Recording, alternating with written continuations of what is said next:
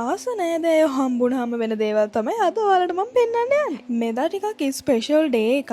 මේ ඉන්නේ අපේ අක්කා. එයා දැම්ම අලුතෙන් nail salon එකක්. මම ඒ ගැන වීඩියෝ එකක් පස්සේ අරගෙන එන්න. මේ ඉන්නේ පොඩි නංගි ලොකු එක්කෙනාව එළියට ගන්න බෑ. එයා කැමති නෑ මේ කන්ටෙන්ට්ස් වලට එන්න. So එදා උදේ තමයි මම යන්න හිටියේ. උදේ 9 වට මෙමයි යනකොට 2ට විතර. මම වෙලාවට කලාවට වැඩ කරන මිනිස්සෙක්. හැබැයි එදා මට උදේ තව ඉවෙන්ට් එකක් තිබ්බා. මගේ පේනුම ගැන හිතන්න එපා. මම එදා මාරම tired. So of course මම මුලින්ම කරේ කෑම කාපු එක. ඔයාලට නැත්නම් ආස නෑදෑයෝ කියලා જાතියක් මට නම් ඉන්න ඔය ඉන්නේ ඒකල තමයි. baby oh. By the way මේ තියෙන nail salon එකේ නම ඔයාලට පුළුවන් ඒක Instagram එකෙන් හොයාගන්න.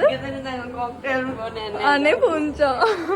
ඔච්චර මොනවද ඔයාලා කියවන්නේ කියලා අහන්න එපා. මේ වෙලාවේ කියන දේවල් නම් ඔයාලට අහන්න දෙන්න හරිම අමාරුයි. එකම vibe එකේ කට්ටිය set වුණාම ඉතින් කියන්න දෙයක් නැහැ නේ ඔයාලට. කොහේ ඊයත් ලස්සන memories එකතු කරන්න නම් අමතක කරන්න එපා පුතේ. කොහොම හරි ඔන්න ඔහම තමයි ඉතින් එදා දවසේ ගේ උනේ. මට මෙච්චර පිස්සුවයි අහන්න එපා. පේනවනේ වැඩිහිටියන්ගේ ආభాෂය තමයි. එහෙනම් අදට ඔච්චරයි. ගිහින් එන්නම් bye.